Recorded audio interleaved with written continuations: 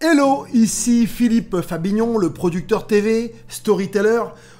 Et merci encore de nous regarder. D'ailleurs, si vous ne nous connaissez pas, je vous conseille de cliquer sur la cloche pour pouvoir être au courant des nouvelles vidéos. Mais vous pouvez aussi me laisser un message et surtout abonnez-vous à la communauté pour que nous puissions devenir de plus en plus grands et que nous soyons forts.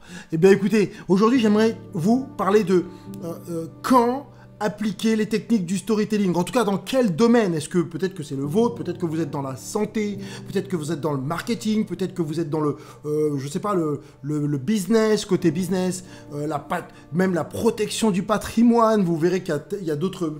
Le storytelling, si vous voulez, a un pouvoir, entre guillemets, pour moi, incommensurable. Et c'est même pas incommensurable. C'est qu'il a le pouvoir et qu'il s'applique dans chaque domaine. Donc, dans le domaine dans lequel vous êtes, il pourra vous aider. Alors, premier domaine, bien entendu, le plus évident, c'est le domaine du marketing. Effectivement, dans le marketing, le but final est de vendre, mais aussi de fidéliser une clientèle. Entre guillemets, en utilisant à travers, et vous allez comprendre, on utilise les émotions à travers l'histoire. Je vais vous donner un cas pratique. Je pourrais partir sur Coca-Cola. Je pourrais partir sur Starbucks aussi, l'histoire de Starbucks, qui fait qu'à un moment donné, on s'identifie et que à travers leurs histoires et leurs personnages dans leurs histoires, on se dit « Ah, waouh, moi aussi, j'ai envie d'être comme ça. » Mais je vais vous parler d'autre chose, une tondeuse. Allez, hop. Il y a des cas concrets, des cas pratiques. Une publicité sur quelqu'un qui passe sa tondeuse, c'est ballot. On va pas vendre la tondeuse. On va vendre l'émotion qu'elle dégage. Regardez bien, écoutez bien, hein, vous allez comprendre. Un voisin... à l'herbe aussi haute, moi je suis vendeur de tondeuse et je vais dire à mon personnage de mon histoire, de mon storytelling, donc de ma publicité, d'aller acheter la dernière tondeuse, la marque flambant neuve justement qu'on va promotionner. Et grâce à cette tondeuse, il va avoir une simplicité pour tondre son gazon. Ça va être limite le beau gosse, tu vois, muscles saillants avec la petite tondeuse. Et quoi ? Et la voisine va regarder ça, la voisine qui a l'herbe tonde et haute comme ça, qui a du mal à la couper, elle va regarder son voisin avec admiration. Vous allez en rire, vous rigolez peut-être, mais ça déclenche une émotion chez celui qui regarde. Et ça déclenche une émotion de quoi? De reconnaissance, si vous voulez. La reconnaissance. Et on en reparlera dans une prochaine vidéo, ça c'est sur la pyramide de Maslow et les fameux besoins. Le besoin de reconnaissance.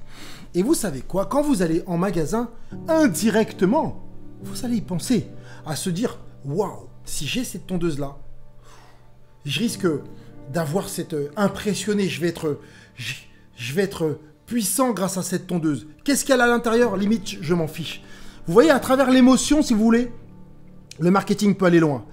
Ensuite, waouh, ça va être long parce que je vais vous déterminer à peu près dans quel domaine, quoi, ça va être long. Si vous allez jusqu'au bout, vous verrez que tous les domaines, et même peut-être le vôtre. Allez, on part même, si vous voulez, sur le domaine du storytelling et la santé. Même dans des milieux improbables comme la santé, ça fonctionne. Il y a des études qui ont montré, puisque on travaille aussi avec notre agence pour des études dans le médical, et des études ont montré que plutôt que d'envoyer des messages de médecins qui disent, par exemple, sur le cancer, voilà, fumez pas, ne faites pas ci, ne faites pas ça, les gens étaient moins impliqués que d'amener, si vous voulez, l'histoire de personnes qui sont concernées directement et qui vont parler de leur traitement, comment ils ont eu une rémission, comment ils ont, au jour le jour, ils ont combattu, si vous voulez, la maladie. Et sur cette même étude, on a regardé l'attention, si vous voulez, de ceux à qui on donnait un message vraiment très pro, très médical, sans aucune émotion, en donnant limite des bullet points. Et à côté, l'attention des gens qui regardaient ces films de personnes comme eux, qui avaient, si vous voulez, passé les étapes, ou parfois qui étaient dans le combat, si vous voulez, contre la maladie. Et bien, c'est avéré qu'il y avait beaucoup plus d'attention sur les histoires que l'on racontait. Et je vais même aller au-delà de cela. Au-delà de ça, il y a eu plus de gens qui se soignaient, qui étaient capables de passer la maladie à travers des histoires qu'on leur racontait. Vous allez probablement me dire « Oui, mais non, je vous assure, Ce sont des études qui ont démontré cela. Donc le storytelling à travers la santé fonctionne aussi. Alors, il y a un milieu aussi où le storytelling, raconter des histoires, est très puissant. La politique. À travers un slogan, un simple slogan, je peux vous donner, si vous voulez, un conflit, d'accord, et le récit d'une histoire. La France en marche. La France en marche. Donc, indirectement, elle était un peu bloquée, elle ne fonctionnait pas, mais grâce donc à cette personne et son mouvement, les choses vont se remettre en fonctionnement. On va même aller au-delà de ça, les Américains. C'est quelqu'un que j'apprécie pas forcément, mais Donald Trump, Make America Great Again. Faisons de l'Amérique une grandeur, qu'elle soit grande, encore grande. Renouvelons la grandeur de l'Amérique. Ce qui veut dire que, indirectement, dans l'histoire qu'il nous raconte à travers ce slogan, l'Amérique avait perdu de sa splendeur et que lui, vous voyez, il cherchait des conflits, si vous voulez, que grâce à lui, on va passer cette étape et c'est le guide qui va amener, si vous voulez, à ce que l'Amérique redevienne grande. Le meilleur dans la politique, effectivement, c'est des gens, vous vous rendez pas compte, hein, mais ils vont l'utiliser en vous disant je me rappelle, tout commence par ça. Je me rappelle. Boum, c'est comme il était une fois. Quand les politiciens commencent à vous dire « je me rappelle », c'est qu'on va vous raconter une histoire. Et parfois, c'est une histoire... bon, normalement, ce sont des histoires vécues. Mais c'est des histoires pour que vous puissiez vous plonger dedans. Et l'intérêt de se plonger dedans, c'est de vous lancer de toujours l'émotion. Et que dedans, je vais vous amener, vous éduquer, vous amener des valeurs, des morales, d'accord, auxquelles vous allez vous accrocher parfois. Parfois, non, vous direz « non, je suis pas là, je suis pas dedans. Moi, ce sont pas mes valeurs. » Mais l'histoire a pour pouvoir de vous fidéliser, de vous rapprocher. Voilà. Elle crée du lien. Le storytelling crée du lien. Le storytelling peut servir aussi, si vous voulez, dans le mentorship. Mentorship.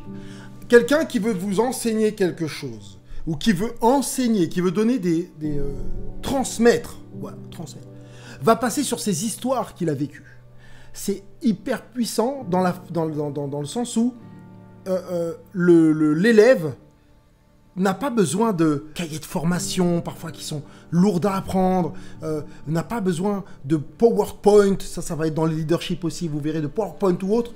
Il a juste besoin d'écouter les aventures de son mentor, ou de celui auquel il veut ressembler, pour apprendre. Et là, on est vraiment dans de l'apprentissage net. Le storytelling sert aussi à ça, à inculquer, d'accord ? Et à ce que quelqu'un puisse apprendre beaucoup plus facilement. Si vous êtes un leader, si, par exemple, vous êtes un leader ou un chef d'entreprise, tenez, un chef d'entreprise, racontez les histoires de votre entreprise, racontez l'histoire. Et moi, je l'ai compris que trop tard et que je l'applique aujourd'hui. Les gens qui travaillent avec moi ne savaient pas quelle était mon histoire. Et aujourd'hui, effectivement, ils apprennent que j'étais dans la musique. J'ai renoncé à un moment donné, j'avais les images exclusives, si vous voulez, de ce qui s'était passé pendant le 13 novembre. J'étais les seules caméras sur le moment, j'étais à filmer ça avec les pompiers. Et j'ai refusé à un moment donné de les vendre à l'international, de me faire des millions comme j'aurais pu le faire. Je l'ai refusé parce que c'était pas dans mes valeurs, parce qu'à un moment donné, il y avait des gens qu'on pouvait connaître et qui avaient péri sur les lieux. Et le fait de raconter ça, pas ça, vous voyez, c'est beaucoup mieux que de dire la sérénité, oui, et de faire des PowerPoint. Je vous humanise en tant que chef d'entreprise, je me rends humain. Et les employés vont se dire « Ah bah il est moins en haut de sa tour, il est aussi comme nous ». Et ça crée encore une fois du lien. Ça crée du lien. Donc le storytelling, encore une fois, il peut s'appliquer. Là je vous ai parlé des différents milieux, mais il peut aussi s'appliquer dans le patrimoine, pour conserver des châteaux, le patrimoine culturel, que ce soit en France ou dans d'autres pays, en Afrique, partout. On passe par du récit d'histoire pour que le patrimoine soit conservé.